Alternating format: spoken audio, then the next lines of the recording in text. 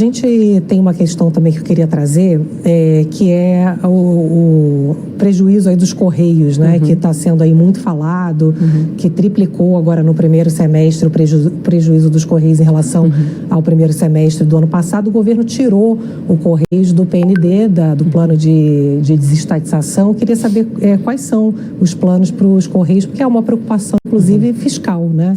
De virar um problema aí para as contas. Olha, primeiro eu queria só rapidamente falar das estatais, né? Que quando o presidente Lula entrou, ele de fato retirou várias empresas do PND, entre elas duas que para mim são joias da coroa, que é o Serpro e a Dataprev, que são as empresas de TI do governo, são duas empresas lucrativas que têm os dados dos brasileiros todos que estavam sendo privatizadas, né?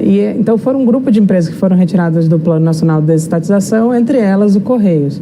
E os Correios está num setor que teve abertura do setor, né, já há alguns anos, mas o Correio manteve a obrigação de estar no Brasil inteiro.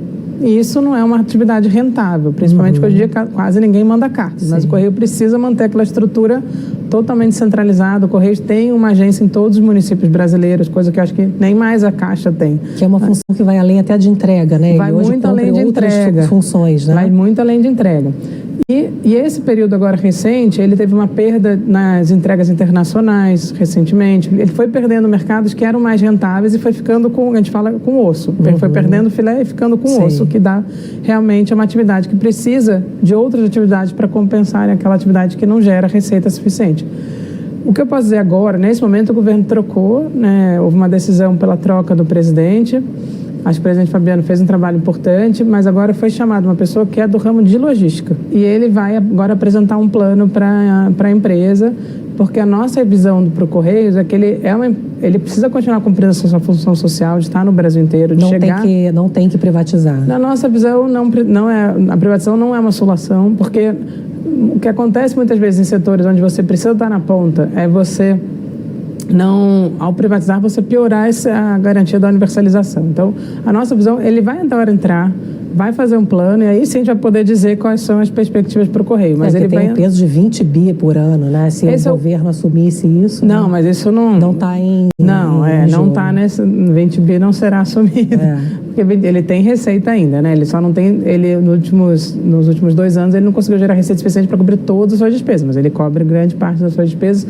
Mas eu acho que a gente tem que dar o novo presidente deve apresentar em poucas semanas aí um plano para os Correios, e a gente vai poder discutir com base no plano que ele apresentar as soluções e alternativas. Ministro, eu fiz uma outra pesquisa aqui na nossa sala digital perguntando o que o pessoal quer saber sobre os Correios, mas o pessoal, na verdade, ficou mais interessado no concurso dos Correios, não o fato do Correio estar dando prejuízo. A questão dos concursos, com um tempão sem ter concurso, a senhora acredita na importância de ter uma previsibilidade de concurso? Como é que a senhora vê isso? Olha, eu acho, sim.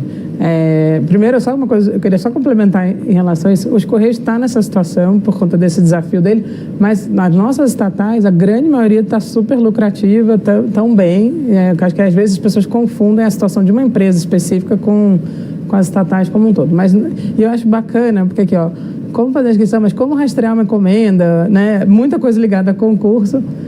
E a marca dos Correios, o Brasil confia muito nos Correios, né? O brasileiro, a gente sempre foi, eu acho que as pessoas mais confiam é o carteiro. Então, acho que o Correios merece essa chance de se reestruturar e acho que é o que vai acontecer agora. Sobre os concursos, eu acho, assim, é muito ruim o que aconteceu de ficar 10 anos sem concurso. Porque você passa a ter gerações de servidores. Sim. E aí você perde muitas vezes conhecimento, porque aí o grupo que vai estar para se aposenta um monte de gente que sai com aquele conhecimento e o órgão fica sem o conhecimento e perde muita coisa pelo fato de não ter. Na minha visão, o ideal é que acontece no Itamaraty. Na carreira diplomática de Itamaraty, todo ano tem 50 vagas. Todo ano. Faça chuva, faça sol. De fato, no ano da pandemia não houve, mas compensou no ano seguinte. Mas foi porque aí era um caso muito extremo.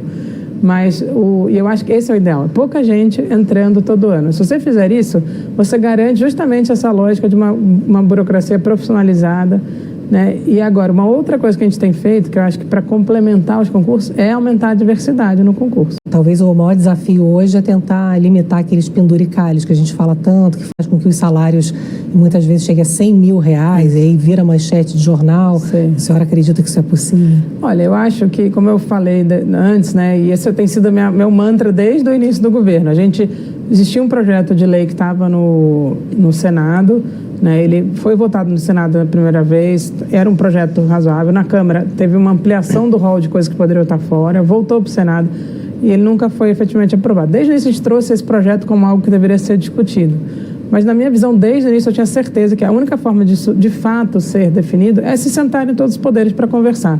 E a gente definir o que é razoável e o que não é. E acho que e o fato do Legislativo estar trazendo esse tema se junta ao Executivo, que trouxe esse tema já desde o ano passado, e a gente agora tem discutido também no âmbito do Judiciário para que a gente chegue a um acordo sobre isso e possa propor à sociedade brasileira. Tá certo. Agradeço, então, ministra Esther Dweck, um prazer enorme te receber aqui. Obrigada pela entrevista. Obrigada, Juliana, é um prazer estar aqui.